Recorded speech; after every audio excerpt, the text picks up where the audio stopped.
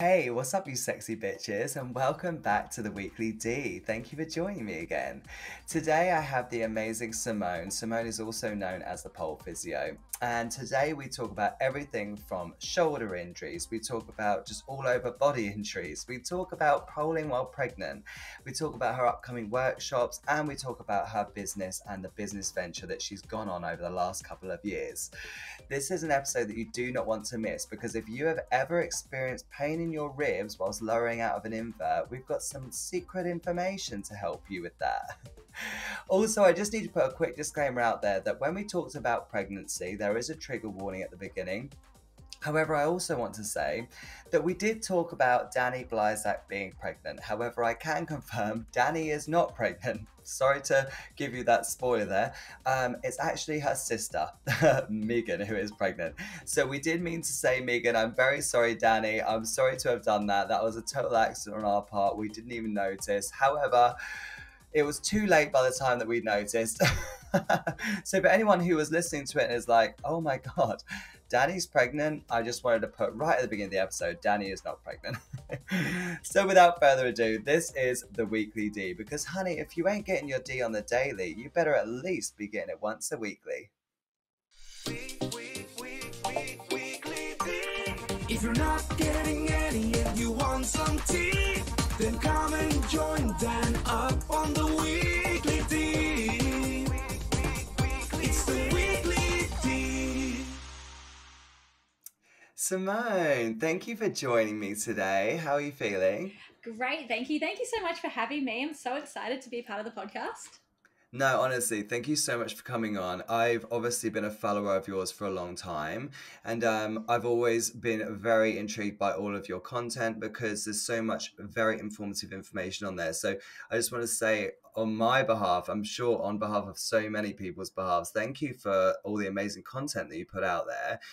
For anyone who doesn't know, obviously, no one probably calls you Simone, right?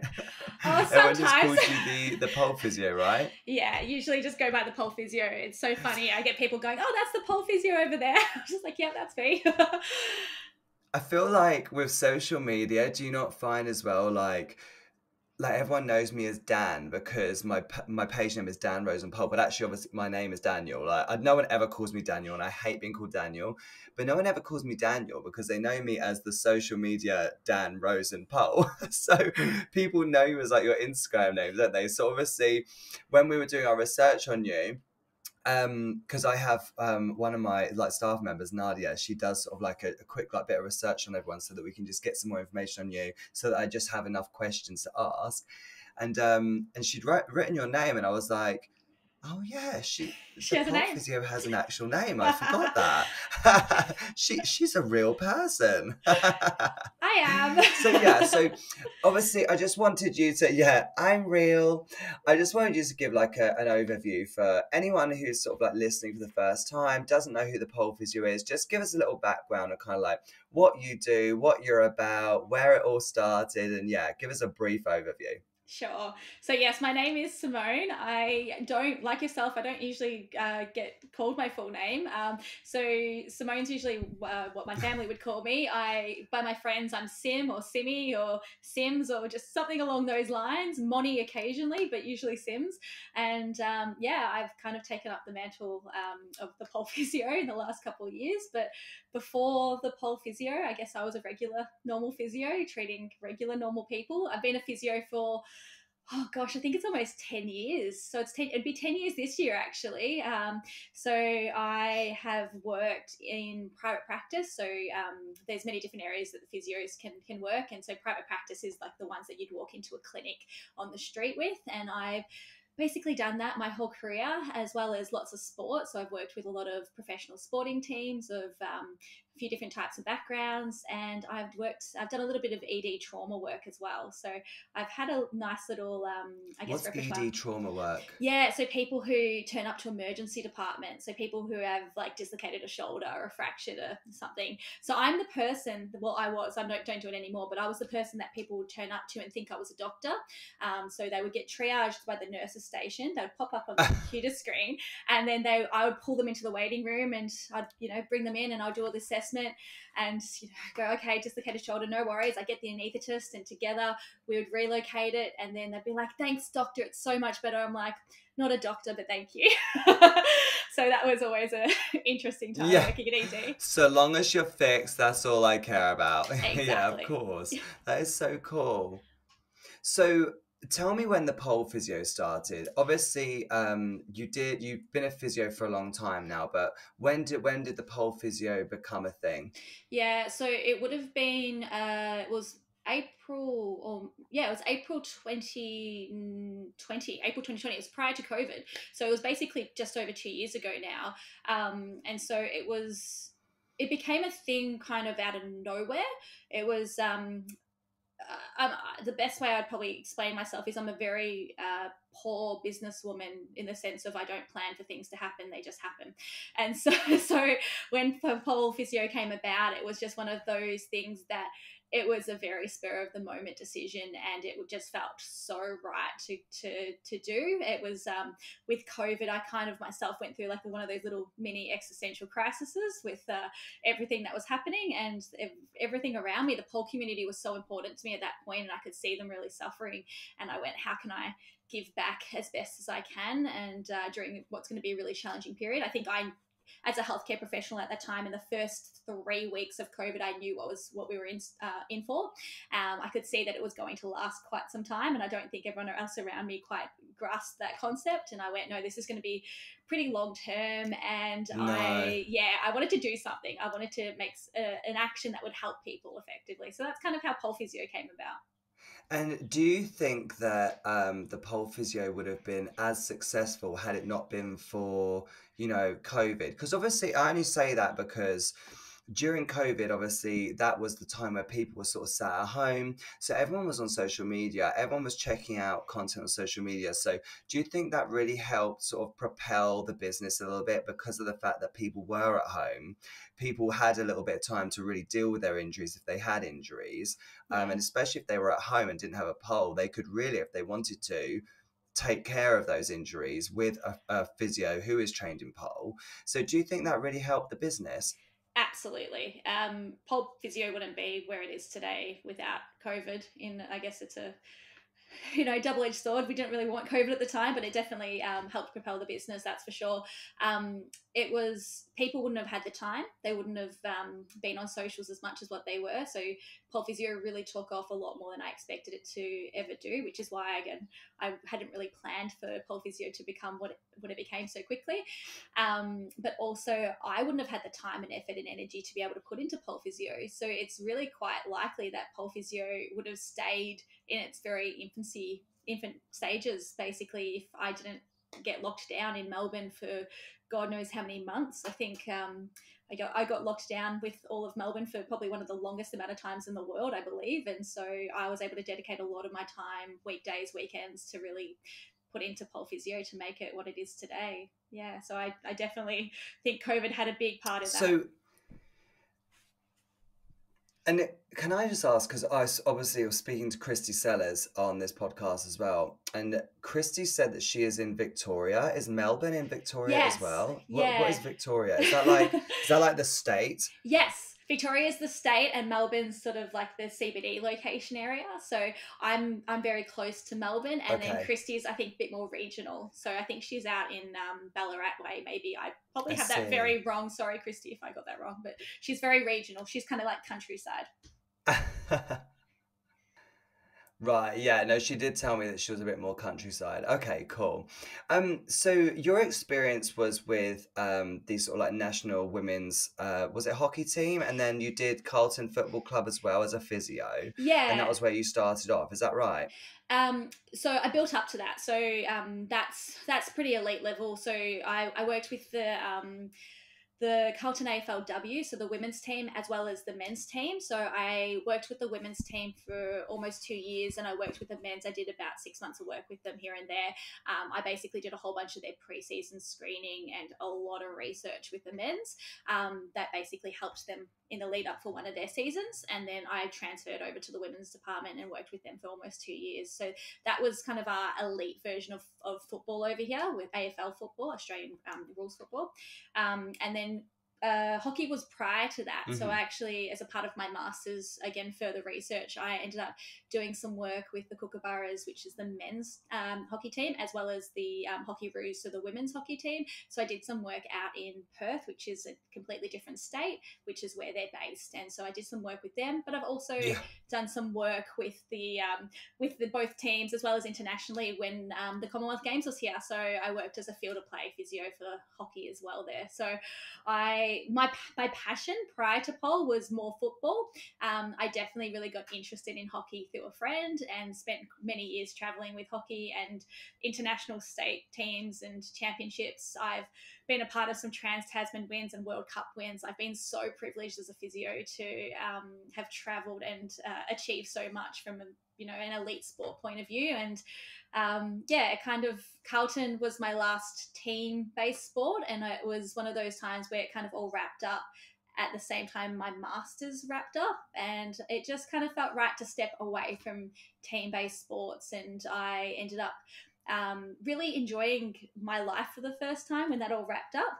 I had weekends back for the first time in about 8 years, or maybe even longer. I didn't know what a weekend was, and I suddenly kind of threw myself into pole. And so that was kind of like 6 months right before the lockdown started. So I had 6 months of pole, but prior to that, it was like every weekend Wow. I'd be at a football field dealing with God knows what. Wow. And so obviously, like, how would you say that experience, like, of dealing with, hockey teams, football teams, how would you say it compares to dealing with pole dancers? Are they a lot less demanding? Because I would assume they probably are. Oh, do you mean the footballers or the pole dancers less demanding? I assume the pole dancers are probably the most demanding. I mean, pole dancers are so demanding, right? No, not at all. That the footballers are worse. But I hope Wow. not, I didn't expect that at all. hopefully none of my old footballers are listening to this, but I don't think they will be. But they're way more demanding. The amount of time and effort and energy I put into working at football clubs, it's actually scary when I look back and I go, I had no life. There was some nights I'd be coming home at 1 a.m. from the football club. I would spend, anywhere between 8 to 12 hours on a Saturday doing football stuff. The following day I would be like trying to catch up with my life and actually get energy back. So I'd be at the club 3 times a week and then a game on the weekend. So that would be pretty much my life. And then on top of that, full-time clinic work. So at least 40 to 50 hours of face-to-face patient work. And then I studied a master's on top of that. I was crazy. Wow. I don't know how I did it. And no wonder my God, by the you end. are crazy. By the end, I was like, I'm done. That's why I had to take some time away and focus on myself. Did you have to move to Perth? So you had to move to Perth for this job because it was all in Perth?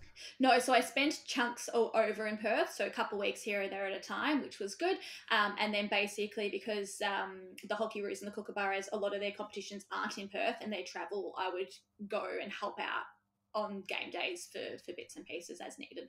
Right, I see. The reason I say is because I have a funny story about Perth. Basically, when I first ever went to Australia, I was in Sydney because I was like, I want to go to Sydney and then I'll kind of travel like the coast and go up to Brizzy and then down to I'll come back to Sydney and then go to Melbourne afterwards. And I messaged, I was just such a typical UK tourist. I was like, I'm going to message Felix because I love Felix. So I messaged Felix, hey Felix, I'm in Australia. I was like, we should meet up. She's like, oh, I'd love that. I was like, what's your address? I'll have to come and see you one day. And she was like, where are you staying? I was like, I'm in Sydney, but I've got a car. She was like, okay. She was like, well, if you leave today, you'll get to me in 3 days. I was like, what? She was like, Dan, I'm in Perth. I was like, but it takes that long to get there. She was like, Dan, it's on the other side of Australia. She's like, do you know how big Australia is? I was like, wow, it's a big old place, hey? Do you know, it's so funny. You just don't realise, because obviously in the UK, I mean, I can drive from here to sort of Scotland in, I think, what is it, like maybe 7 hours, maybe? And it's just crazy to think that it would take so long to get from Sydney to Perth, because you just don't think about it until you're there and you realise how big it is. But yeah, that was me just being a blonde tourist. I bet Felix, when she was messaging me, was like, oh, this dumb bitch. I love that. That is such a great story. So when I just a little story here, when I was doing my first work over in Perth with the Hockeroos and Kookaburras, I absolutely fangirled and was like, I'm going to Felix's studio. Like, there's no way I'm not. I'm in Perth. And so I walked in going, oh my God, this is so pretty, not expecting to actually see Felix. So I literally walked through the door, turned to the right, and there she was. And I literally could not get words out. She was there in the flesh, and I was just like, and she was so lovely. And I just looked back, and I was like an intermediate level student, and I was just starstruck, and she was just so beautiful and accommodating. And I like spent the rest of the session just being like, she's so nice. I just love how like friendly she is. She's just a sweetheart, and in her own words, she's a normal person. Just the cutest. And yeah, she's just so lovely. So yeah, it was so lovely to meet her then, and every time I've sort of seen her from a distance, she's just always lovely. So we've spoken about this before the podcast, but obviously we're going to put this on the recording as well, because I think it's important for people to hear. Obviously you are a physio who works online and you can help pretty much anyone, but there are some people you can't help, and that's the Americans. Can you tell us why it is you can't help the Americans? I'm not being mean towards those in America, I promise. It's nothing personal. Unfortunately, I can't help the Americans because you have very special legislation that stops me. So it's not that I don't want to help any Americans who are listening to this podcast. I definitely want to be able to help you, but there is healthcare laws in America that basically stipulate that you need to be treated by a registered healthcare professional in the state of which you live. So if you live in the state of California, you need to be treated by a healthcare professional in California. If you're I said that wrong. If you're in California, you need to be treated by a professional if you are currently in California, you need to be treated by someone who's registered in that state. I just mucked that up so bad. Oh my goodness. So if you travel to a different state, you have to be treated by someone over there. You get the gist. Yeah, I get what you mean. Yeah, I get what you're trying to say. Don't worry. But that's not to say that they can't obviously enjoy all of your free content that you post onto your page and stuff. Spot on. And also anything that's not deemed tailored treatment or one-to-one sessions, American patients or clients and pollers can actually enjoy as well. So any like workshops that we run online, anything that basically is not one-to-one, Americans can purchase and access and enjoy, obviously, the website and the free content, like you said. Yeah. So while we're on the subject, obviously you are going to be doing a free workshop. Can you give us a brief overview of what the workshop is? Not a free workshop, but definitely a workshop. So the workshop is on shoulders. Oh, yeah, of course it's not. I even know that. Why did I say it's a free workshop? Because we said free a moment before, that's why. Yeah, because I said free content before that, I then was like, yeah, you've got a free workshop. Well, do you know what the thing is? You don't even need to do a free workshop because you know where this leads. I'm about to tell you off for how much free shit you give away. So yeah, this is a paid workshop. Tell us about the paid workshop. Cool. So the paid workshop is called Save Your Shoulders, which when I come to naming these workshops, I don't know, they're a bit corny and they don't really give an accurate, I think, idea of what the workshop's going to be about. It is on the shoulders. It's not just about saving your shoulders. It's about, making your shoulders the best that they can be, leveling up your shoulder game, and just understanding what it means to have pole dancer shoulders and what you need to actually be able to have to tick off a few boxes to become the best poler you can be. So we will be covering things like pole base anatomy, biomechanics, so what your shoulders and your shoulder blades should be actually doing when you're on the pole in certain tricks. So we'll be covering like inverts, shoulder mounts, Aisha's handsprings, handstands, back bends, anything that's really shoulder heavy. We will be covering twisted grip, which I'm sure we'll chat about later today in this podcast. We will be covering things like how to self-assess your shoulders, how to pick up deficits in your shoulders, and then how to tailor exercises to fix those deficits. So if you know that you're really lacking mobility in your shoulder, I can show you how to assess that, but also then we're covering a whole bunch of practical tips and exercises on how to then tailor those exercises to help that mobility. So we'll be throwing exercises to fix your mobility, for throwing you exercises to fix your strength, throwing you exercises to fix your twisted grip or your nemesis grip or your nemesis trick. So if you're really struggling with your INX, there'll be some stuff in there that's really targeted to addressing that. Or if you're a beginner and you're working on your invert, this is for that as well. So it's for all levels. It's for every poler out there. I would highly recommend instructors cannot speak today, instructors attend this workshop because it is crucial to understanding shoulder anatomy and biomechanics. I have so many instructors still out there who tell people to pull your shoulder blades back and down, and it's one of the biggest risk factors that you can do from a technique point of view in terms of increasing your risk of injuries is to pull your shoulder blade back and down. So we will bust that myth and we'll talk through what actually you should be doing with your shoulder in the workshop. Yeah, because I saw you posted about, yeah, I think it's more, do you feel like sometimes with things like that, it's more the wording? Because it's not necessarily that you're pulling your shoulder blade back and down, it's more that you're pulling your arm to engage your shoulder to lift you off the floor, right? Yep, So spot it's on. not, yeah, I understand. And I think sometimes, I know for me, because I've definitely said the wrong term before, and be like, oh, pull your shoulder blade back. Even though that's not really what they're doing, they're kind of pulling through the arm to sort of engage their shoulder and bring it so you can lift yourself up into that chair and hold on to it. I feel like sometimes it's just the wording. So I feel like, yeah, definitely something in the workshop that I would love to hear is other things that we can say, other maybe terms that we can say, because I don't know how to say sort of like, okay, I want you to pull the arm down and like and how to say, but don't focus just on your shoulder blade, and is there kind of like a term maybe? So talking about things like that I think would be great, because I feel like sometimes when we, you know, like when you say, oh, engage your core, that's such a blanket term. Like, you know, which part of your core are we on our obliques, are we on sort of like our upper abs, our lower abs, like, you know, what Spot on. am I actually trying to do here? Yeah, So I feel like going over terms like that would be amazing. we're And definitely going to cover that. obviously this workshop is a paid workshop. Yeah, that's amazing. I think that would be so good. And we talked because the reason you're doing this workshop is because I said to you I didn't understand why you were doing so much shit for free, because you know I see a lot of talented people on social media who post a lot of free content, and it's not to say that that's a bad thing, by the way. I just think I just feel like people should be paid for their talents. Do you know what I mean? Like, I don't ever teach anything for free. And I just sort of feel like when I see people giving a lot of free tutorials away, and so I'm like, I mean, that's lovely as like a teaser, because I did a whole month of classes for free. So don't get me wrong, I love giving free shit away too.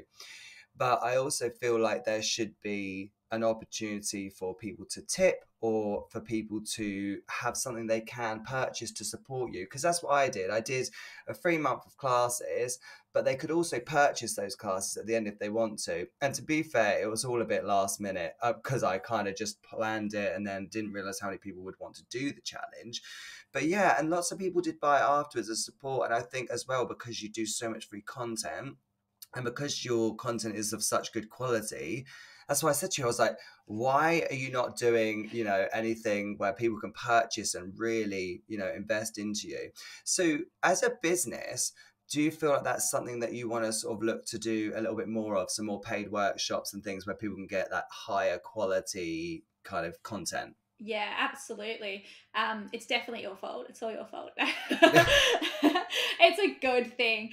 No, so we ran our first workshop this year by ourselves. So last year we ran a workshop with Indie Pole Dance, did that as a collab to sort of get the feel for it. And this year we've gone to run our own workshops, which has been amazing. So I've got now, I think since I last chatted to you, which when we did an Instagram live, I've now got a few other physios on board. So we've got 4 other physios that now help me out. And one of those physios, Danny, ran the first workshop this year, which was on noisy hips. And that was fabulous. We had such an amazing turnout for that. And it was just amazing to see the pole community just really nerd out and have a thirst for knowledge for all this content. So absolutely, we're super keen to keep doing more workshops. The aim will be to do sort of 3 to 4 workshops a year as a minimum. And then I've got ideas that I don't want to spoil anything too soon yet, but I've got ideas of things that I would like to do in the future once we get the hang of how these are working. Yeah, I've got some really cool concepts in mind. But you're right, I was a terrible businesswoman to start with. I wasn't really thinking business. I was more thinking about, you know, time of crisis, what can I do to help the community? Kind of like, you know, how you threw your challenge together very last minute. I kind of threw Pole Physio like literally a week before we went live. I just was like, yeah, I'm creating a business. No, I didn't even think about creating a business. I was like, I'm creating an Instagram page. I didn't even see it as a business. It took me a very long time before I actually saw the Pole Physio as a business, which is crazy. And it was only last week where I had to sit down with a close friend of mine who flew in from the UK, and he's just like, you're a businesswoman. I'm like, I don't use that term. I'm a physio. He's like, no, you're a businesswoman. And I went, okay. So it's one of those things that you kind of got to go, yeah, you're like, are. Okay, I'm doing this now. I'm a businesswoman now. But do you know what? I feel like I love running my businesses. It's one of my favorite things. And I love that side of my work. It's so fun. And I love the challenge of running a business. Do you feel like there was something that was stopping you from wanting to ask for money for your content? Because I feel like sometimes people feel like, I'm not saying this is you, by the way, but I feel like some people maybe feel like people just won't pay for it, so they give it away for free instead. And I'm like, actually, I think people will be surprised because people will pay for good quality content, so long as it is of a good quality, of course, because if it's not, they won't buy it again. But do you think that was something that was holding you back? I don't think so. For me, it was never the worrying about people whether they would pay for it or not. That's never been an issue, and I think that's probably something as a physio. I know my value and I know my worth, and I think that's a really good thing to have, because I do know a lot of instructors in the pole community really struggle with that concept of knowing their value and knowing their worth, and they feel really they really struggle sometimes to charge the appropriate rate for privates and for classes and all of that. So I can 100% appreciate that from a distance. I don't have an issue with that. I think for me, because Pole Physio kind of got thrown together very last minute, the thing that always has stopped me back is that's held me back is a few different pressure points along the way, which would be technology based. And I guess I kind of refer to them always as pressure points. Like the first thing was it just became so overwhelming. There was so much for me to do for a person that I had to get more people involved. And then there's the technology side of things. And so like throwing together a website, I put the whole website together. I don't have the financial backing to, spend 20 to 30 grand on a really professional website. I had to do that myself. That took time, effort, and energy. And so then, putting all this content together, that obviously takes time as well. But then to upload it to Patreon or to do a whole bunch of other things and to keep it ongoing and to meet a certain demand and requirement, I was just like, I can't mentally commit to that, to sort of have a minimum of this many videos per month. And I just went, nah, I'm happy for this to be free for the moment because I'm currently charging this for this service. And I'm trying to find that right balance of the reason why I created the Pole Physio was a greater good for the pole community. It was generally because I'm like at this point in my career as a healthcare professional where I've achieved a lot of what I've wanted. It's as a physio, there's not much of a ladder to climb. You kind of become a senior physio and then there's not really much else to do from there. So I have in 10 years as a physio, I've done a lot of what there's probably out there to be done. So I'm pretty happy with my career so far. And I just was like, I want to give back to the pole community as much as I can. But also at the same time, there's a point where I draw the line and there's a very distinct line, like one-on-one care. So online appointments, obviously people are paying for that sort of stuff and they're paying appropriately. Workshops people are going to be paying, like they are paying for, and then there'll be a few other things, like I said, that hopefully come to fruition and people will be paying for. So yeah, there's a point where I draw the line, but I also want to make sure that, I guess the biggest pet peeve was people doing things wrong and seeing it from a distance. And I was like, the way to get a change in the community, to start with at least, is to be making sure that this is all free access content. Yeah, to educate, of course. I mean, because that's what you want to do, is you want to educate people on how to do it correctly, right? Yeah. And do you think that ever you will, because like you said, there's only, I talk to PTs about this as well, actually, because obviously there's only so many clients you can take before you're at your limit of what you can make. Do you think you would ever pull back a bit on the clients and maybe look to expand the online business and the online content and the, Patreon service or, workshop service or, sort of like an online platform for people with injuries? Have you thought about anything like that before? Yeah, that's one of the thoughts that's currently going through my head. It's definitely an option. The first thing I did is I actually technically am on sabbatical leave at the moment from one of my clinics. So I was until March this year actually still seeing patients face to face at one of my clinics. So I've pretty much now taken Pole Physio on full time, which is crazy. That's just again 2 years That's ago, amazing. I was working 40 to 60 hours face to face in a clinic to now pretty much, doing 40 hours online with patients. It's incredible. And yeah, a huge wait list. So I'm very conscious of that. And I need to make sure I've got admin time around that and content creation time. So you're right. It's one of those things that in the future I've definitely looked towards creating some more easily accessible for higher numbers, some content that's more accessible. So I've definitely looked to a few different things like that. And if anyone out there is a coder and they're able to help a sister out, get in contact with me, because I'm definitely looking at trying to expand the website and to do a few different things. So yeah.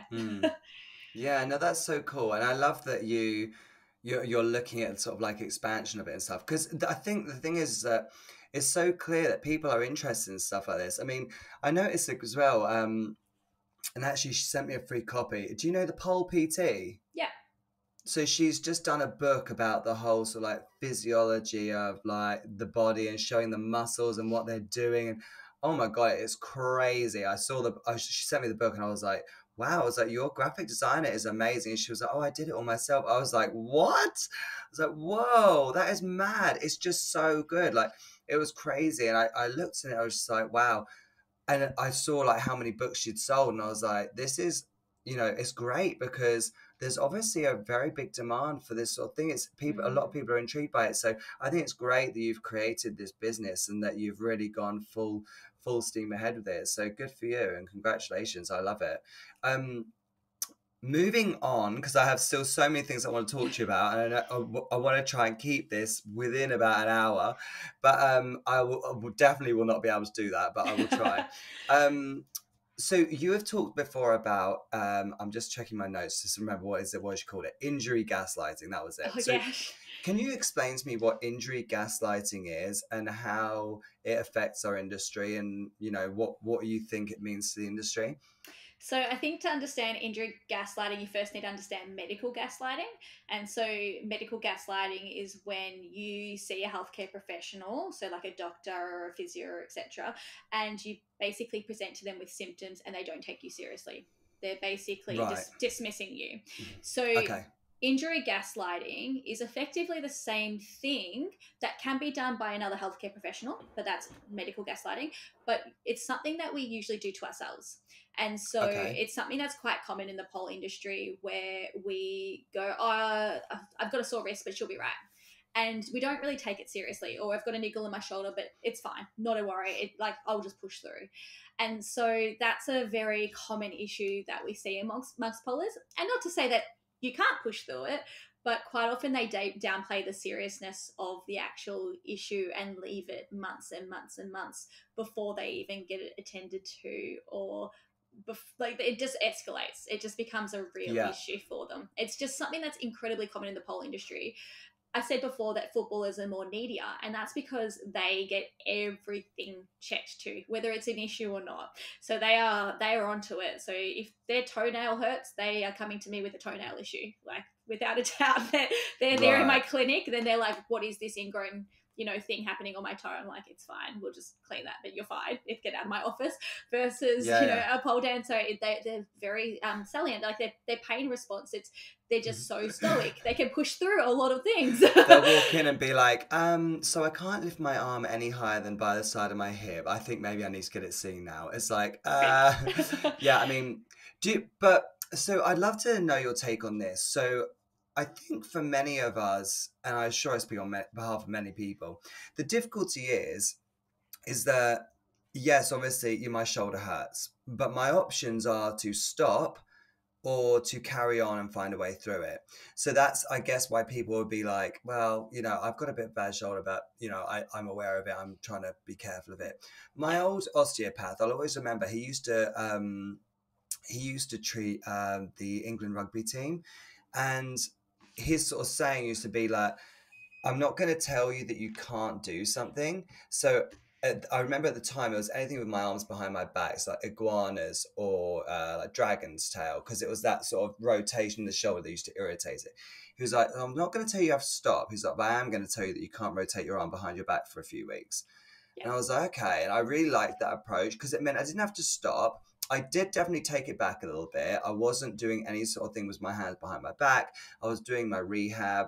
I was trying to rest as much as I could. But obviously, as pole dancers, we never want to stop. We don't want to stop because as soon as we do stop, oh, it's just all, I feel like everything's just going to disappear if I stop. So, and for me especially, like I find I can be away for just a week and I lose so much strength. I hate it. I've got one of those body types. So it's just that whole thing of where do we find the balance? Like, what do you think is the best balance? Do you agree with my osteopath in the sense that you should maybe try and avoid those movements for a while, or? Yeah, I 100% agree with your osteo. I think that they did a fabulous job there. It's one of the sayings of Pole Physio, like our motto is keeping you dancing, and that's I genuinely mean it. Like the only time I would ever tell someone to stop dancing is if they're medically unwell or if there's a fracture, basically. So if Right. and even still, there's some fractures we can actually get around. You could still like work around it and make things happen, but there's very, very few reasons why people need to physically stop pole dancing. So it's all about load modification. So it's okay, this particular position is going to aggravate it because of biomechanics and anatomy, and that's my job to figure out. That's not yours to worry about, but I can then guide you and go, okay, no iguana, no dragon's tail, and that's completely fine. No, nothing where your hand's positioned behind your back. You're not going into any helix grip or weird positions with your arm, and you're fine, and you can keep doing everything else. And that's a lot of the time that's what we have to do. And I would rarely, like, I've had people who have dislocated their shoulders, and then within 2 days I'm like, cool, you're back on the pole, but these are your restrictions. This is what you're allowed to do. This is what you're not allowed to do. And 2 days after a shoulder dislocation, sure, there's not as much as they would like to be able to do, but I'm sure they would agree with me that they've just dislocated a shoulder. The fact that they can actually be on a pole 2 days later is pretty amazing. And then as we're rehabbing and building up their strength and building up the confidence and the stability in the shoulder again, that list is growing and growing and growing. So there's very, very few reasons out there why people actually need to physically stop dancing completely if they don't want to. Yeah, exactly. And I just think with shoulder injuries as well, I mean, and we're going to talk about shoulders in a minute, but shoulder injuries are such a ball ache for pole dancers anyway. So I think it's really great that you tell people to, sort of just avoid the injuries. Is there anything that you, like when you're obviously dealing with your clients, because it's online, has there ever been any times where you're like, okay, this is actually something where I really need to actually see you physically? So I'm going to actually recommend you to go to a real physio, like in real life, so they can actually prod you around. Yeah, I know. Sorry, really badly worded that. Just like an in real life, face-to-face physio who can actually prod you around and feel to see if there is a fracture or whatever. Do you ever get any of that? Or with pole dancers, do you tend to find it's mainly muscular? So to answer the first part of that question, there's only been one patient in the last 2 years where I actually sent that patient back to their doctor, and that patient had neurological compromise, and I basically went, I actually need someone to check your reflexes, and that's the only thing I can't effectively do online is actually to check whether there is something physically compressing a nerve, and that's a pretty major thing to have. But we did a whole bunch of other tests that made me go, I actually am concerned about this, and I need you to go see another healthcare professional. That's the only time. That's a rarity. That doesn't happen. Like in the normal population, for someone to walk into my clinic and for that to happen, that would be once in a blue moon sort of thing ever. So it's not a common thing to have occur. There was one other situation where I didn't ever expect to see a pole dancer do this, but they ruptured their ACL, which is another thing that I would usually look to assess face to face to actually check the integrity of the knee. And I got them to do a quick test looking online. I'm like, no, I can actually 100% confirm right now you have a ruptured ACL. You need to go to your doctor. So that was like, I could diagnose them, which shocked me, but they had done a really good job. But it's those sort of traumas don't tend to happen with pole dancers. So no, those sort of things.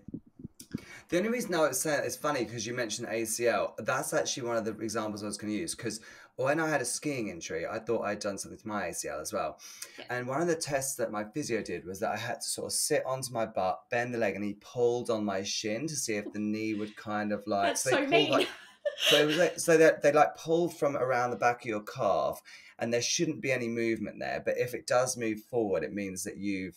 Was it? ACL, but yeah, it was like one of those. What's the other ones of those? ACL, and there's another one there. ACL, PCL, MCL, LCL, all the L's. Maybe it was MCL. I can't remember. But yeah, it's MCL. Is it meniscus? No. No, meniscus is your cartilage that sits in the joint. But like, so Oh, okay. for example, say if it was your LCL or MCL, even if it was your ACL or your PCL, right? These particular ligaments, the person would come to me with a mechanism of injury. So even if you came to me down, you're like, "Hey Sim, I twisted, my knee went this way. I felt pain. Here's the location of my pain." I could accurately diagnose you without having to touch you, just based Oh, on okay. that, and also one or two easy movements that I could get you to do online and effectively treat you. Like, I wouldn't actually need that confirmation from hands on. A lot of the tests that we do as physios with our hands are actually really unreliable and very, very insensitive. Sorry. They just actually have been shown over many, many years to not be very reliable, particularly around the Okay. shoulder. Around the knee, they're a little bit more sensitive because it's a bit more superficial, but around the shoulder, there's a lot of research on this that shows that they're basically a flip of a coin, most of the tests that we do around the shoulder. The more functional Ah. things that I can do are basically getting someone in rooms online and actually looking at their range of motion, looking at how their function is and their strength, just from doing general movement. I don't actually need to put my hands on a patient, and I've proven that time and time and again to myself over the last couple of years.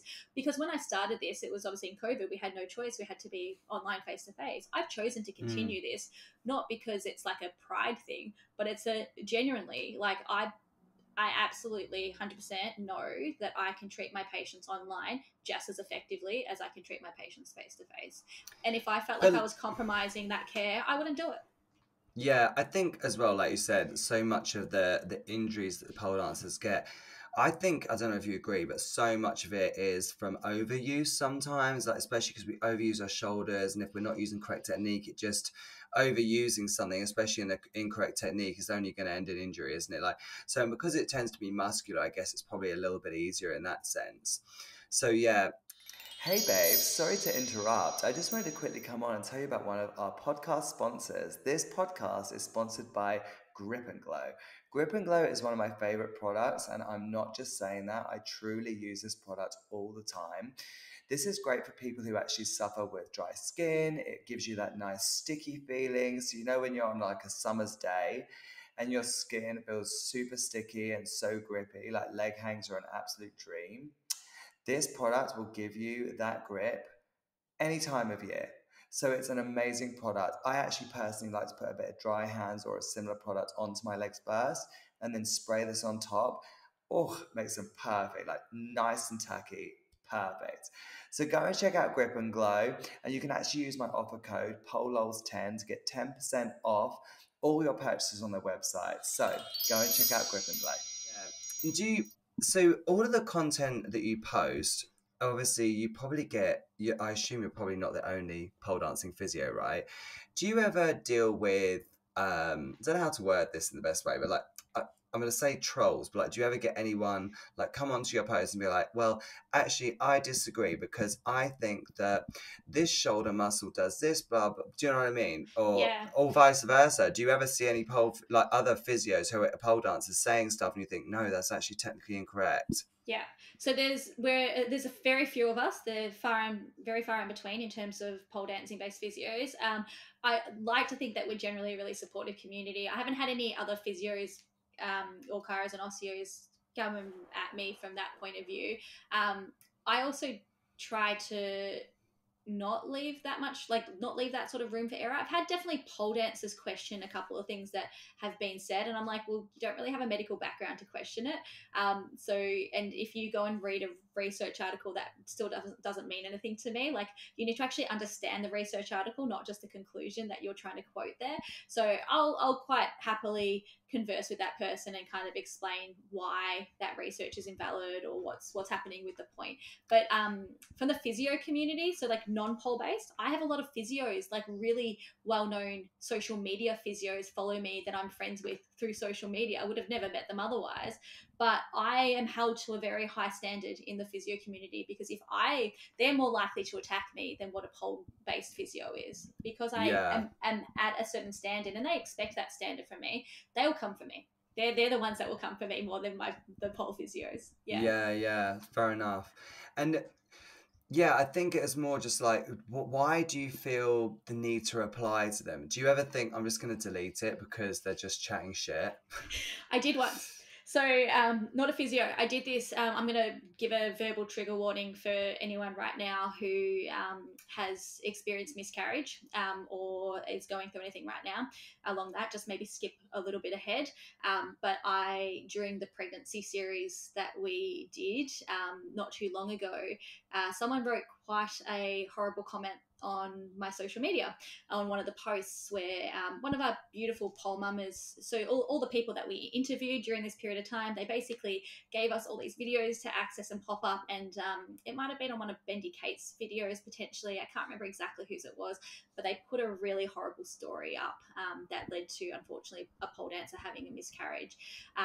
It wasn't the pole dancer's fault, and it isn't necessarily what they did at the time that caused the miscarriage, but they did go on to miscarry, and they were brutal. And I remember reading it on, it was a Saturday morning, and I was running between a whole bunch of different places, and it popped up on my phone because I'm silly and don't turn notifications off. But in that, like, it's lucky Oh my God. I know. I couldn't leave my notifications on. I wouldn't be able to keep up with them. It would just be ridiculous. I miss so many of them, but I can't. Well, this particular one popped up on my phone. I happened to see it. I literally started crying. I was so Do you shocked. mind disclosing, because we've already given a trigger warning? Yeah. Like, what? Just give us. You don't have to say something, but what they were trying to say that what they did was their fault or something, or No. So it was a friend of theirs who fell off a pole whilst pregnant. So they were 30 something weeks pregnant, and they fell off, and basically that led to a miscarriage is how they were implying it. And so I didn't know anything about the situation, but the way that they had worded it was that it was basically direct trauma leading to the miscarry. And it was one of those things where they then came for us and were like, how dare you, as, you know, a healthcare professional, like what sort of healthcare professional in their right mind would be promoting pole dancing whilst, you know, pregnant and so forth, which the evidence out there says it's completely safe to pole dance whilst pregnant. It's obviously not safe to pole dance whilst pregnant if you feel like you're in danger and trying to learn new moves. Like, it's not, you're not allowed to learn new tricks if you choose to pole dance whilst you're pregnant. That's not advised in any way, shape or form. If you're feeling slippery that day, no, you shouldn't be pole dancing. So there's just so many variables that would have happened in that situation or could have happened in that situation that may have led to her fall. The other thing is, like, I just don't know how she fell. Like, did she fall on her stomach? Did she fall on her side? Did she fall on her back? All of those things may have, it's not something you want to think about. But can we just talk about as well the fact that people fall every day anyway? Like, they could have fallen getting off of a bus, right? Let's be clear, right? I don't think it's fair to say, and that's yes, of course, the risk is higher maybe, but I don't know that it's that much higher or I would never let a new person start if they were pregnant. It would have to be someone who is, so my general rule is that if a student is pregnant, they can still carry on so long as they're over an intermediate level or more. If they're very new, I kind of say to them, listen, there's not really much point in staying because you're on the basics. So I can't really give you anything else because I don't want to be teaching you new stuff. And I definitely don't want you to be inverting and stuff whilst you're pregnant and stuff. Because obviously when you're first inverting, your technique can be so off, can't it? I just thought like, you know, but luckily it tends to only ever be my intermediates or above. Generally, actually, most of the time it tends to be people who are like higher intermediate or advanced that tend to, it's funny. But you're spot on. That's exactly the advice I would be giving as well. Like, if you're an absolute, you know, beginner, it's just dance instead, maybe. Like, but don't do tricks. Exactly. If you're intermediate and above, you're not learning anything new. You're working on what you currently can do with modifications, but you have to get clearance from your obstetrician, obviously prior to that. But yeah, you're not learning anything new. You're sticking with things that are safe.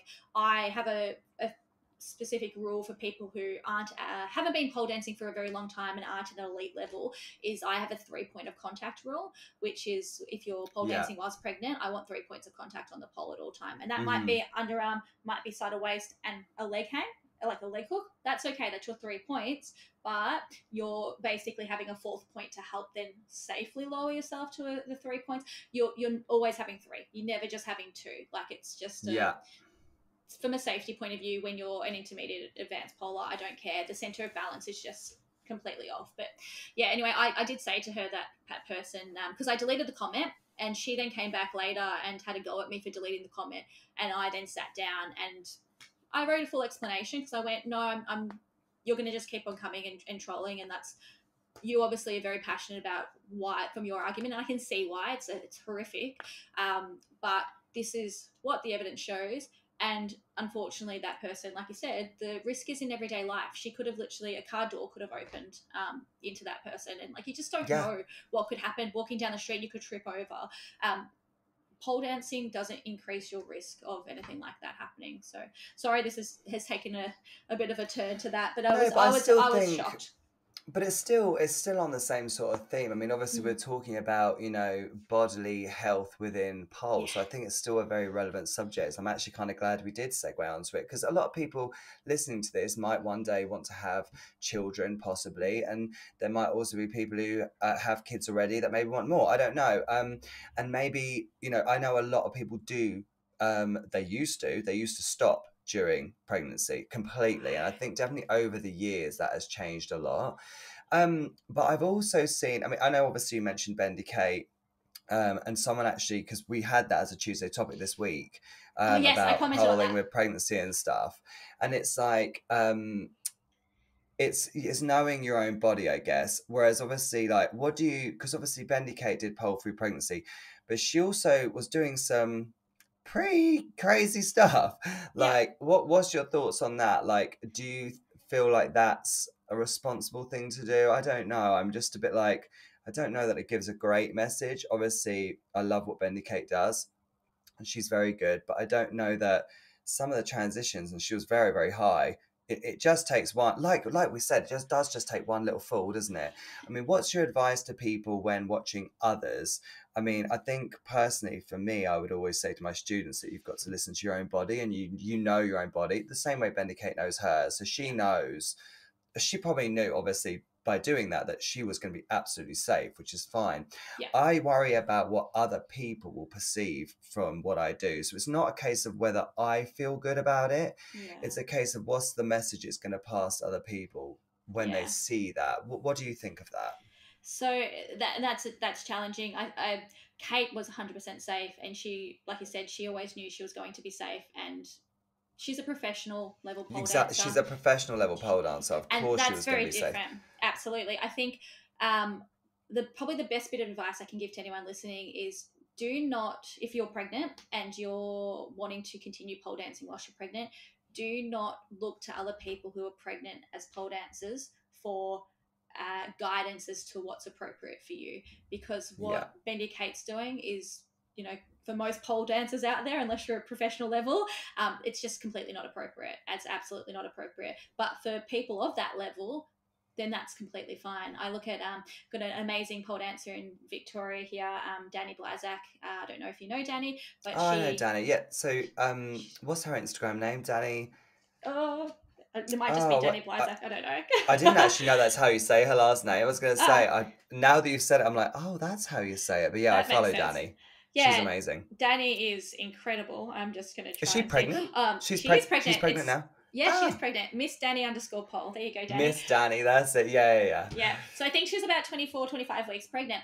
Danny, I believe, sorry if this is incorrect, but I believe she comes from a gymnastics background. So she's been flipping and flying around the pole. So she has been doing coil punch based flips and bits and pieces. That's completely appropriate for Danny, and there's no issue with that. So with gymnastics, so people who are pregnant and do gym, they're okay to continue flipping. For me, though, I don't flip on a daily basis. Like, I don't have that level of expertise that Danny has. So if I got pregnant, there is no way that I would be flipping around that pole. But for her, that's completely appropriate, safe, as long as the obstetrician has given her clearance. Which I'm assuming they have. I agree and I disagree. I'm just going to be honest. Obviously, total respect to Bendy and Danny. Obviously, they're both amazing pole dancers. I obviously understand that, you know, for them it is safe too, and they can. but does it mean they should? Do you ever, I sometimes just think, is it not worth just like, I don't That's know, the like other you say, just argument. dancing. Yeah, it's just d why not just wait a little bit? Do you know what I mean? It's for me, it's like with, when I have maybe like an injury or whatever, I'm like, well, I probably could do this now, and I feel like I would be all right. But what if I'm not all right? I just, but I guess it's that whole thing of, and by the way, that's why I said, like, no disrespect to Bendy and Danny, of course, they know their own bodies way better than I know their bodies, so I'm not going to tell them what to do with their bodies. But it's more the message it gives to other people, because I just worry that pole dancers will see it, and maybe they've made a post to say, hey, just so you know, I've been a gymnast for years. I do. They're not going to write that on every post. So what if someone misses that post and thinks, oh, they did a backflip while pregnant. Okay, cool. That's good for me to do. So I'm going to do that. Yeah. And then they try it. And then, these sorts of things. It's just one of those things. But it's also that I think is just a very social media issue. It's that whole thing of like, everything you see on the internet, you shouldn't be copying it. You shouldn't be taking it as, gospel, and just trying to be like, oh, if they can do it, I'm going to do it. Do you know what I mean? Yeah. So, There's two sides there, like, of the argument. I'm of probably more course. on the side of their body, their choice, and they know what they're feeling comfortable with. They've got medical clearance to do it.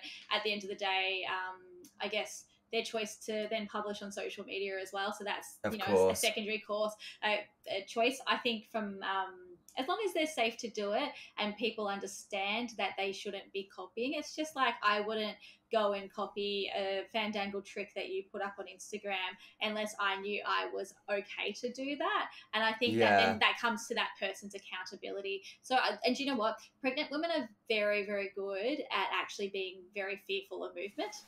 It sounds very strange that I put it like that, but most of them will come and book an appointment with me because they're like, what can I do? And literally we'll Yeah. spend 30 minutes, 60 minutes, depending on what we need, actually going, this is appropriate for you for your level, this is not appropriate for you. But I Very love rarely does that. that. Yeah. But I think that's how it should be. I think it should be like, right, this is me.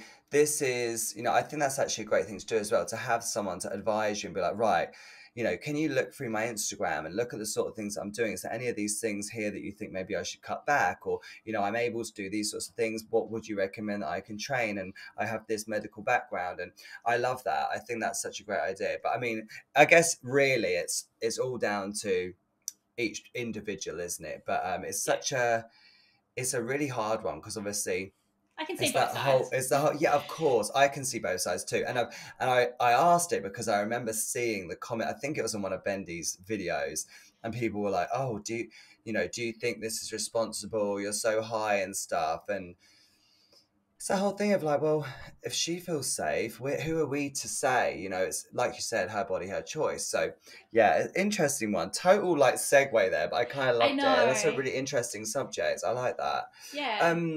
So one of the things that, again, we won't go into too much detail on it because you have got a workshop coming up. So, Yeah. for those people who are listening, please go and check out the workshop for really in-depth detail. But we're going to go a little bit into it. How many shoulder injuries what percentage of the people that you see are shoulder? It must be what, 90% shoulder injuries? It must be. It's pretty damn close. It would, Yeah. if they're not just seeing me for like just a shoulder, like a lot of pole dancers have multiple injuries. It's actually, I think research showed it was something like when people are injured in pole dances, like 60-something% of them have multiple injuries. It's actually quite high. But I would probably say, like, clinically speaking, at least 85% of my patients are shoulder injuries or have a shoulder injury in something else. Yeah.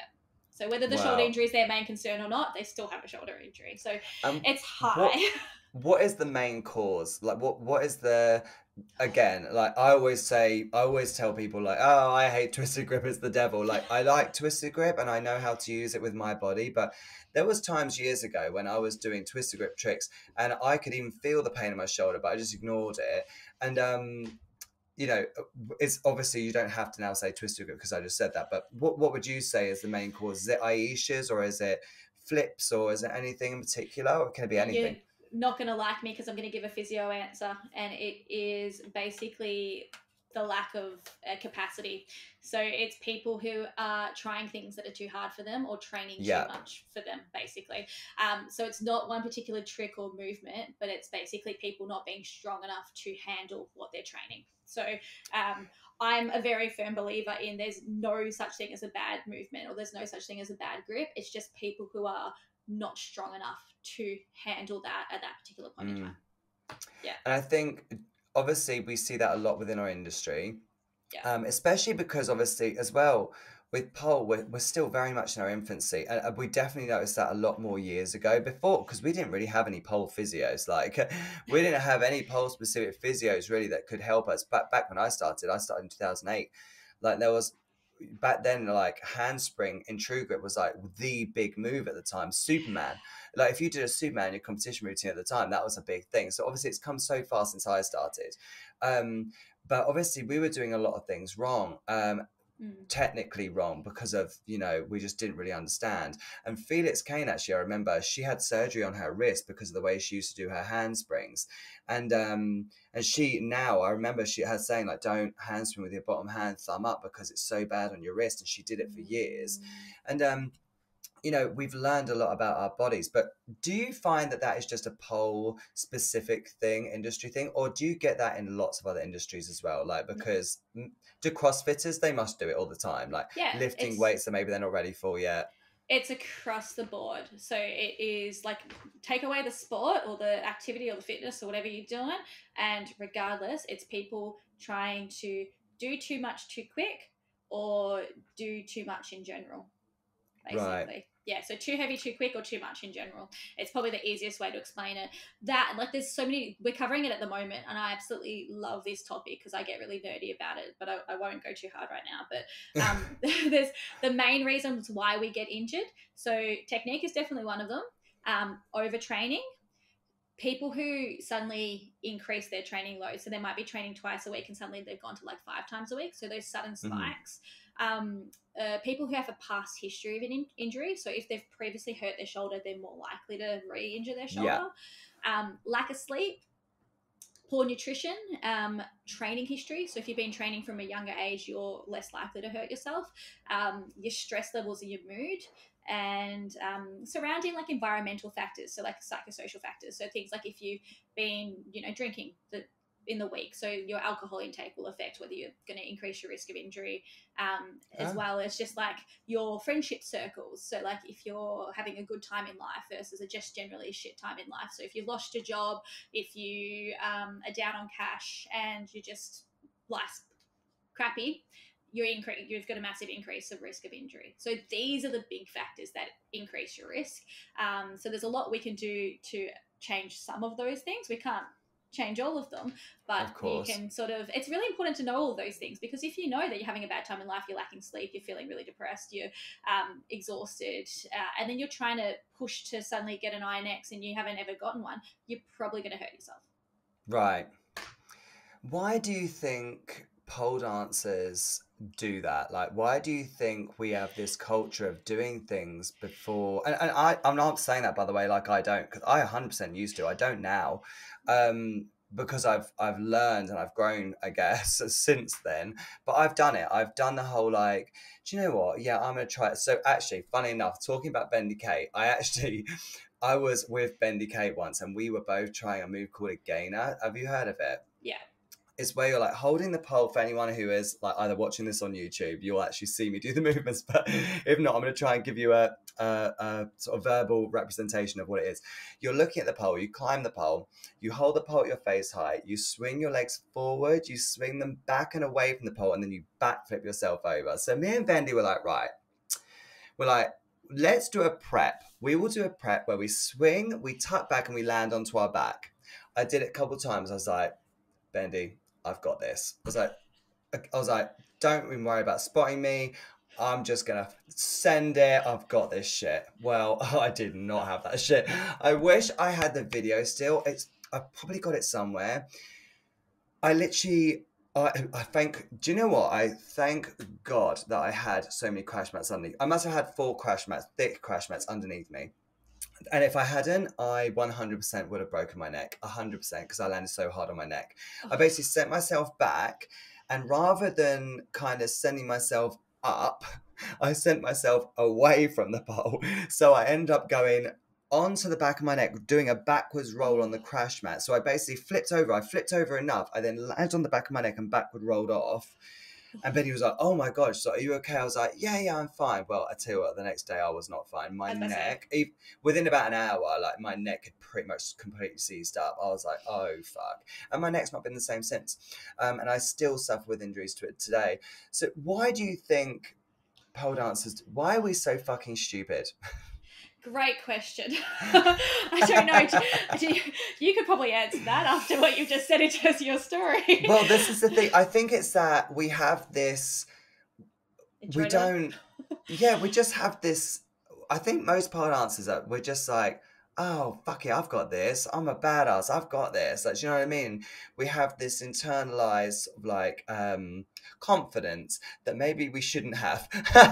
We don't sort of perceive the actual issues that could come, and I definitely have now since that. Like I think that was the turning point for me. I was like, okay, Dan, you are not invincible. This is a perfect example of why you're not. But I think what happens is you go for months and months and months, you nail a trick, you nail a trick, you nail a trick, you're like, fuck, I'm amazing, like I'm doing great here. Next minute, you know, you've hit that hurdle where you're not amazing anymore. Yeah. And you're like, oh shit, like I've really hurt myself. Yeah. Do you think as well that maybe part of that comes from the fact that we're a very new industry? So we don't, you know how we're with gymnastics, they probably wouldn't teach someone within X amount of time how to do X move. Do you know what I mean? Because they've been doing it for years and they kind of know the risk factors. Do you think that might be a reason why as well? Absolutely. You're spot on. So I think if we're taking out the crazy moves like what you were working on with Educate, if we take that out of it, we're still in our infancies. There's still stuff that I see happen that I just go, why are you teaching this before you teach the prerequisite moves? Like the perfect example for me, we can, get a bit annoyed about it later, is the handspring. Why the hell are people teaching a handspring before they teach an Aisha? Like, right. It just blows my mind still. That's like, you don't know where you're going to end up in terms of your static position. You don't have the capacity and strength to hold that position. So why are you trying to flip someone upside down, get them to do it if they can't actually hold an Aisha? Things like that. Like there should just be prerequisite moves that we just, as an industry, there's nothing uniform across the board. There's no overarching governing body for every country that actually mandates. Like Gymnastics Australia, I was talking about this last night with Kitty Jane. There's a trick on Instagram that she saw that the particular studio is governed by Gymnastics Australia, and she's just like, that is such a dangerous move, and sent it to me, and I was like, that's an incredibly dangerous thing for people to be doing, particularly because it was like landing into hyperextension. And I was just like, why are they teaching this to people? This is not appropriate for like young teenagers to be learning. And so Gymnastics Australia basically can come down on that particular studio and go, why are you teaching this? This is not appropriate, and basically pull them into line. We don't have that. No. We don't have anything like that in the pole world that actually does it. Basically, it's a whole bunch of pole dancers who think they're really good at what they're doing. And I'm like, a lot of pole dancers are. They've set the curriculum, and they're teaching it the way they want to teach it based on personal experience. And so it'll be people teaching twisted grip to people who aren't necessarily ready for it because they really like twisted grip themselves, and that's what their preference is. They don't like cup grip or true grip. And then vice versa, there'll be people who absolutely hate twisted grip that won't teach it. Like they'll just basically refuse to teach it, full stop. So it's just like comes down to what's happened over the last 20 to 30 years and the instructors and their own personal preferences as opposed to a regulated industry. I feel like, yeah, but I feel like as well with our industry, we've got a lot of stubborn people in our industry. If someone set up a governing body, people would be like, who the fuck are you to govern? Bitch, you ain't governing me. You ain't gonna go. Do you know what I mean? I'd be like, if someone set up a governing body, I'd be like, no. I just be like, you ain't governing me. Do you know what? That's really bad. I'm being honest when I admit that. I'd be a bit like, well, who is this person and what is their experience? Well, no, not even necessarily. I just want to be like, well, what's their experience to be able to govern an industry like ours? Do you know what I mean? And the difficulty is someone's going to have to do it at some point. And do you know what? I will actually, if I'm being honest, even though at the beginning I think it'd be a bit like, I'm not sure how I feel about this, I would want to support it because I think for the industry it could be amazing. But it's really difficult because I just think like, how do you get started with it? It's like, you know, when people talk about like the whole, well, I think you should teach, you know, Aisha first and then handspring. And then, but someone might have a really a valid reason for why, okay, that one's a bad example, but you know, they might have a reason why they teach outside leg first before inside leg, or why they teach inside leg before. And really, that one, it wouldn't really matter which way you teach it, except for the fact that inside leg hang is fucking vile, Yeah. and no one would want to learn that one first. Do you know what I mean? It's like, Absolutely. so it's that whole thing of, yeah, I guess that's the reason why I teach it, is because outside leg hang is obviously a little bit easier, but what's to say that you couldn't teach inside leg first? Do you know what I mean? And people always have their reasons for why they do it. So it's a really difficult one, isn't it? And I just think, you know, like with the whole naming moves, it's impossible. Every country I go to, the moves, I'm like, oh, we're going to do reverse grab. They're like, oh, do you mean monkey Swing spin? spin. I'm like, a what? A monkey spin? What the hell is that? You call it a swing spin? Well, swing spin's kind of where you go from a reverse grab. Yeah. That is But so funny. Oh my I'm God, I've never heard that one. See that one? I mean, that's another new one for me. So like, and I feel like it's different every place I go, which I kind of find funny. But I mean, how would you regulate that? It would just be impossible, right? I was going to say ragdoll's the other one. So that's like the other way that we call our swing spin. But that's like only people from like Queensland, I've heard, call it a ragdoll. I'm sure A there's other places in ragdoll. Australia. Ragdoll, it's kind of like you're throwing yourself around the pole into a reverse grab. But yeah, I've heard it called so can you imagine how hard it is for me as well every day where I have international patients and they're like, Yeah. oh, I'm into this particular trick. And I'm like, plus sign? I'm just like trying to figure out what exactly Yeah. they're talking about. I'm just like, can you say that again? I've just had to like literally, thank God that Shimmy and Sako thought about the whole PD trick Oh name my thing on God, Instagram. thank That's God. like, thank God for that. Honestly, thank you, ladies. That was Yeah, a I'm lifesaver actually for doing me. an interview with Michelle Oh, today, good. and I'm gonna need to thank her for that, because that is PD and then, so for anyone who doesn't know, whoever's watching this and they're like, what the hell are they talking about? If you type hashtag PD and then a move name, so like PD handspring, it will come up with all the hashtags with handsprings. So yeah, oh, what a lifesaver. But yeah, that's amazing. So I really love Also that. thank Thanks, them for Sunday Bum Day. Oh yeah, I mean, well, we need to thank Shim and Maddie for a lot of things, to be honest. True. Before we finish up, one thing that I do get asked this a lot. You have posted about it before. Would love if you could give us kind of like a brief overview of what they can do to fix this and help this. And if you've got any online content that you can recommend for them to check out, please do let us know. But I get asked a lot about inverting, and then when they're lowering out of their inverts, they feel a pain in their ribs. And this is super common. I've had it in so many people before. One thing that does help is, so Marlo did like a video a long time ago about, you know, we have the pole to our side, so we can't necessarily invert straight all the way up, because it is at some point going to knock into our leg. We do have to slightly turn ourselves in, you know, and also if we bring ourselves on a slight angle, it makes the inversion that little bit more easy. And if we come a bit lower, we can do that. And one of my students said that when she does that and she does rotate her hips slightly in towards the pole, it actually removes that pain from the ribs. What is that pain in the ribs and what is causing it? So there's a few different things that can be causing it. So the first being the actual rib joint, so the intervertebral joint with the rib connecting to the spine. So that can be one of the reasons, but the other reason is the rhomboid muscle that sits basically directly on top of the rib. And so, like you said, a lot of the time that pain doesn't happen when people are inverting, it's happening when they're coming out of the invert. And so when you're coming out of the invert, it's actually, most of the time people are doing that part really slowly compared to the lifting up. And so the muscle has to work really hard to stretch under load. And so it doesn't really like that. And that can be causing the pain. But if that muscle's not strong enough, what happens is passive load gets put on the rib joint. And because it is a one-sided movement, like a shoulder mount is really lovely, because whilst that's harder, it's very symmetrical as a movement, as much as it can be. An invert is still kind of a bit of a weird lateral bend to it, like what Marlo said.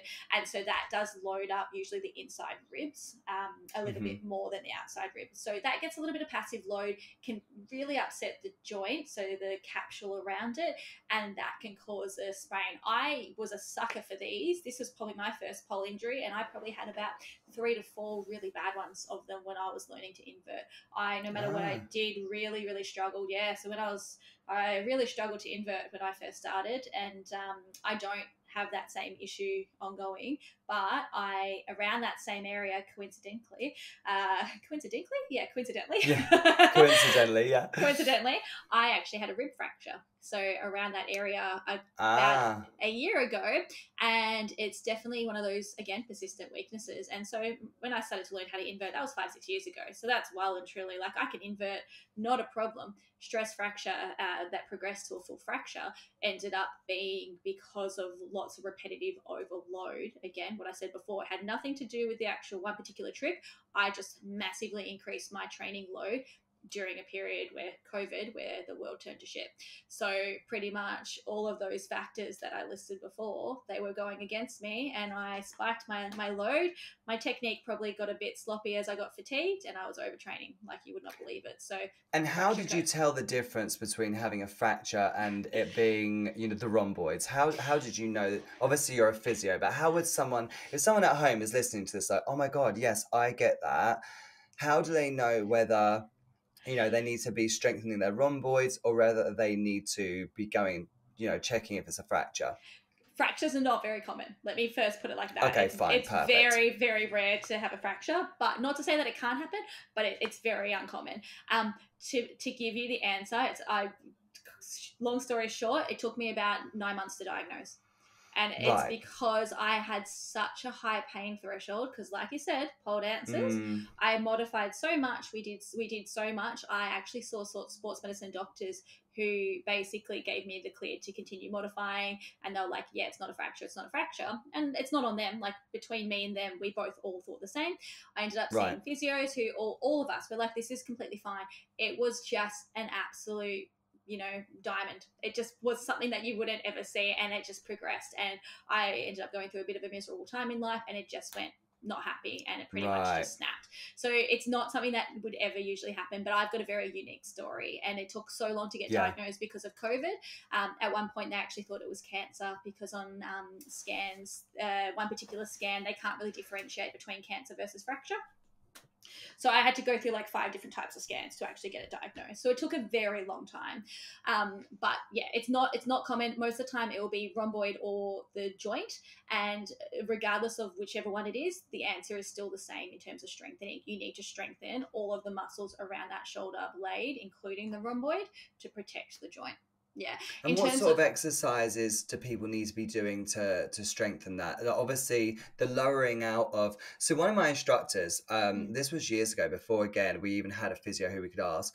She used to find that when she lowered out the inverts, it used to like really hurt her ribs. And then just after years, sort of like maybe like a year of conditioning her inverts and just trying to work on the like slow lifts, slow lowers, it just went away because obviously her rhomboids got stronger. But obviously strengthening something through pain is not really the preferred method, right? So what would yeah. be an exercise that you would recommend someone to do in that case? If they're obviously feeling it when they're inverting, they're not going to really want to try and strengthen it in their invert. So is there another exercise that you recommend? So there's you can do inverted rows. It's a really nice way to actually strengthen the shoulder blade area. I do a really nice version on the floor with the pole, where basically you're pulling yourself up from like Yeah. a floor plank to a horizontal plank position. It's a really Yeah, nice way to strengthen. I literally taught those the other day, so that's really good to know. I'm glad that that helped. So Yeah, that's good because I that's taught one of those in my my class the other day. favorites. Yeah, in terms of away from the pole, any sort of row works great. So basically, rowing motions. So yeah, heaps and heaps of rowing motions.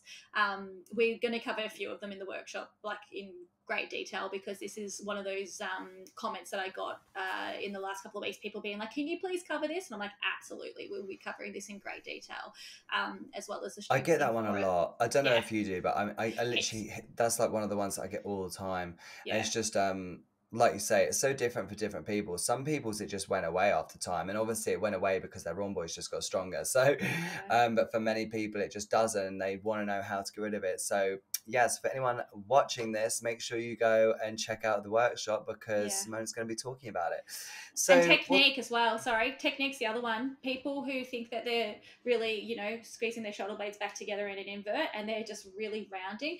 Like, I don't mind if you're strong enough to handle the rounded position. Like, that's not an issue. But if you're not strong enough, that puts so much more load on the actual mm, joint that increases your risk of pain so much more. So yeah, so they work on really should be technique. like, yeah, yeah, yeah. Great. Yeah.